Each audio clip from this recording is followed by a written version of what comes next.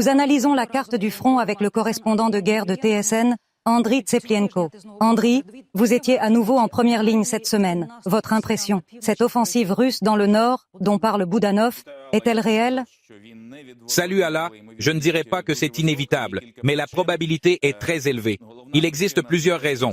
La raison principale est que les Russes ont réussi à étendre nos troupes sur toute la ligne de front, créant ainsi des soi-disant points de tension. Je pense qu'une raison importante est que nous n'aurions jamais été autorisés à utiliser des armes alliées à longue portée contre des cibles situées à l'intérieur du territoire russe.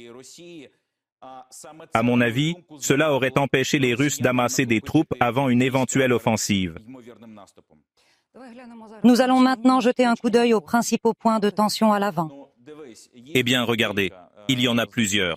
Donc, si vous allez du nord au sud, il y a 3 points dans la région de Kharkiv. Liptsi, Vovchansk, près de Kupiansk, qu'ils ne peuvent prendre de front.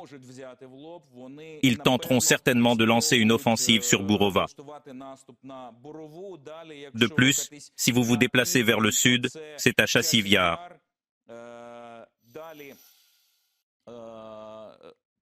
Il y a aussi Novo-Alexandrivka et Yevenivka, près de Pokrovsk, que les occupants ont récemment pris, ce qui constitue une grande menace pour Pokrovsk. Et bien sûr, Toretsk et surtout New York, où les occupants étendent leur soi-disant offensive dans la région de Yurivka. L'offensive russe dans le Donbass est notre sujet de premier plan. Mais je tiens à dire que nous avons également remporté des succès. Nous avons notamment repris le village de Sotnitsia-Kozachok à la frontière avec la Fédération de Russie, et c'est un succès important pour nos forces armées. Gloire à nos héros qui mènent des combats si difficiles. La steppe de Donetsk n'est pas le meilleur endroit pour cacher plusieurs brigades ukrainiennes avec du matériel lourd dans ses plis. Cependant, les Ukrainiens n'ont pas le choix. S'il n'y a pas d'artillerie dans la steppe, les vagues d'assaut de l'ennemi démoliront nos défenses à Chassiv Yar. Ils viennent de plusieurs directions pour se rapprocher de Konstantinivka. Il y a des routes importantes et ils veulent les atteindre, puis il y a une route directe vers Kostiantinivka. La tâche de cette équipe est d'arrêter l'assaut de l'infanterie russe dans la région de Klishchivka, autour de laquelle il n'y a pas eu un seul jour de calme depuis 2 ans. Ils essaient d'étendre le front pour que nous ne soyons plus à un seul endroit, mais à plusieurs. Le feu était dense, mais plutôt pour que nous nous dispersions. Tout cela est logique.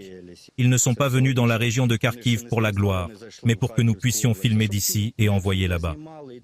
Cela signifie que Klishchivka et la voisine Andriivka ne sont pas seulement des points sur la carte. Si on les garde, il y a une chance de conserver d'autres territoires dans la région de Donetsk. L'encerclement de Kostiantinivka est ce que l'ennemi prévoit de faire, et tout le monde ici le comprend très bien. Son plan. Il crée ce que l'on appelle des points de tension dans un large cercle, étirant les positions ukrainiennes dans cette direction. Les artilleurs de la 93e brigade freinent toujours sa progression. Le feu n'est ouvert que lorsque la reconnaissance est sûre à 100 que le tir arrêtera l'assaut. Pour notre seul tir, ils ont eu 5, 7. L'ennemi cherche à savoir où se trouve le canon. Dès qu'un drone russe Orlan l'aperçoit, presque tout l'arsenal russe s'envole vers l'installation en quelques minutes. Ce miracle d'ingénierie fait de mastic et de papier mâché est actuellement la principale menace pour l'armée ukrainienne. Les restes d'un drone Orlan 10 récemment abattu, qui, soit dit en passant, était rempli de matériaux fabriqués dans les pays occidentaux. Il y a jusqu'à 20 de ces drones dans les airs au-dessus de Klishchivka et d'Andriivka à tout moment. Comme l'ennemi peut voir presque chaque mètre carré de terrain ici, les Ukrainiens sont obligés de mettre en place un soutien aérien pour leur position avancée. 80% des sorties de combat par drone, livraison de nourriture, d'eau, de munitions, et cela nous permet de tenir la ligne de front. Plus la logistique, le transport, les plateaux, etc. sont performants, plus les fantassins sont forts. Les Russes cherchent également des moyens non conventionnels de résister. Vous voyez un combat aérien entre 2 drones. Le drone ukrainien tente de manœuvrer et de s'échapper du drone russe. sans succès. Le drone russe tire un filet, piégeant l'oiseau ukrainien qui tombe quelque part dans la zone grise. Ce phénomène s'est manifesté ces derniers jours. Il y a eu plusieurs cas où nos drones ont été abattus par des filets. Ils nous font vraiment mal et nous n'avons pas de solution efficace pour les contrer, seulement des mesures préventives.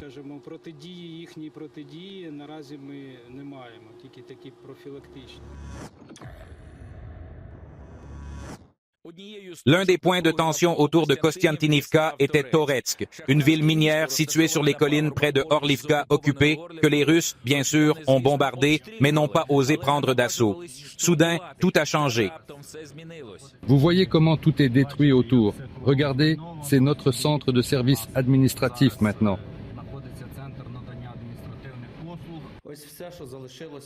C'est tout ce qui reste de l'administration militaire de Toretsk.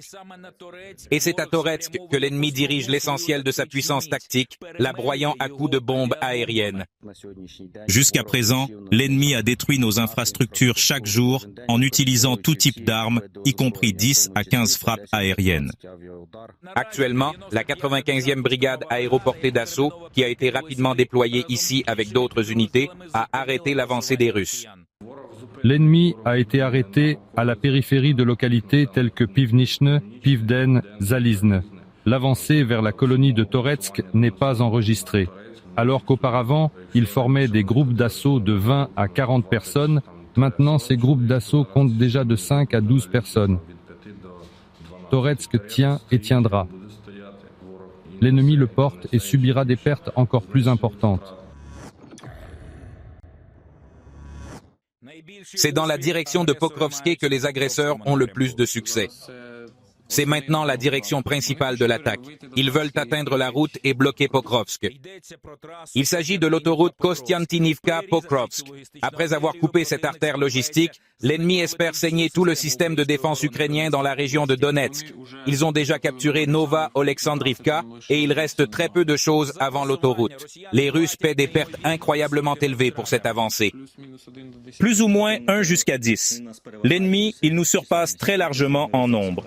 Il a également l'avantage en termes des armes à feu. La raison principale est que leur brigade se reconstitue constamment. Actuellement, la 30e brigade se retire à nouveau pour se reconstituer. C'est déjà la 5e fois. Pendant tout le temps que nous sommes ici, la 47e brigade a déjà battu 5 fois la même brigade. Magura, la brigade la plus apte au combat qui tient la direction de Pokrovsk, n'a jamais été complètement restaurée pendant cette période. La 47e brigade, comme partout ailleurs, manque d'hommes. C'est la raison principale de l'avancée russe. Jusqu'à présent, elle n'a été ralentie que par l'héroïsme ukrainien et un équipement occidental unique. La direction de Pokrovsk est probablement l'une des plus actives sur la carte de la guerre ukrainienne. La ligne de front avance lentement, mais sûrement vers la ville de Pokrovsk. Les hommes qui se rendent sur la ligne de front à bord de véhicules de combat d'infanterie Bradley comme ceux-ci affirment que leur itinéraire est raccourci chaque semaine. Près d'un demi-kilomètre. Désormais, leur tâche consiste principalement à amener l'infanterie sur les lignes de front. Ils ont amené l'infanterie sur une position et la semaine suivante, ils étaient 500 mètres plus près. Cela indique probablement qu'ils ont avancé de 500 mètres. Les Russes n'ont rien à opposer aux Bradley. La 47e brigade a été la seule à recevoir ces puissants véhicules de combat d'infanterie et malgré le fait que plusieurs d'entre eux ont été endommagés ou détruits par l'ennemi, les Bradley restent les maîtres du champ de bataille. Elle est protégée et quand tu te rends sur la position, tu ne t'inquiètes pas. La protection du véhicule, multipliée par 600 chevaux, garantit la survie de l'équipage sous le feu. Nous ne craignons pas du tout les tirs de mortier. Chaque fois que les mines volent, des fragments bruissent dans l'armure. Mais nous allons plus loin. Pour dissuader l'agresseur, l'Ukraine doit augmenter sa flotte de ses véhicules irremplaçables, mais jusqu'à présent, la guerre n'a fait que réduire leur nombre. Ce serait vraiment bien si toutes les brigades ukrainiennes avaient des Bradley pour que les Alliés comprennent. Plus nous aurons de véhicules ici, en Ukraine, dans nos brigades, plus vite tout cela sera terminé. les Russes cherchent à maintenir le rythme de leur offensive et à réduire leurs pertes. Dans la direction de Pokrovsk, la 47e brigade a vu 2 robots terrestres russes armés de lance-grenades. Les plateformes ont été détruites par des drones Magora. Mais l'ennemi a utilisé des armes similaires dans d'autres parties de la ligne de front. Les cas répétés de leur utilisation à Avdiivka, dans le secteur de Kharkiv et ailleurs, peuvent être considérés comme la ligne de front. Peut-être nos forces de défense devraient-elles également se préparer à une guerre de robots terrestres. Au bout d'un certain temps, cela nous posera de sérieux problèmes. Cette unité de la 93e brigade se concentre sur le travail avec les drones terrestres. La priorité est la logistique, la livraison de munitions et de nourriture aux positions, l'évacuation des blessés et des morts du champ de bataille. Un grand nombre de drones sont apparus, ce qui a rendu la logistique et l'évacuation par des moyens militaires conventionnels impossibles.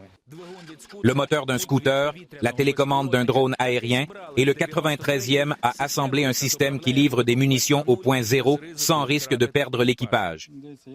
Regardez, je suis moi-même un officier d'infanterie du passé. Il y a eu de nombreux cas où il fallait livrer des munitions aux gars. S'il y a des drones, il y a des Mavics. Alors il est clair qu'on peut faire quelque chose au sol.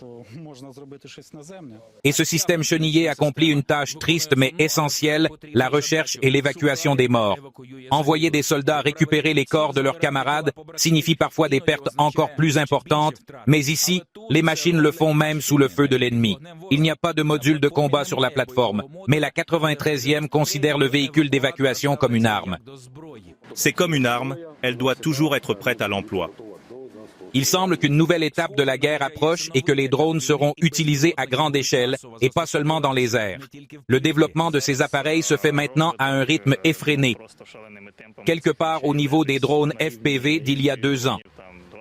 Un système de ce type peut aider à gagner un combat, plusieurs peuvent aider à gagner une bataille. Pour gagner la guerre, les forces ukrainiennes devront apprendre à mettre en œuvre des technologies militaires avec une longueur d'avance sur l'ennemi.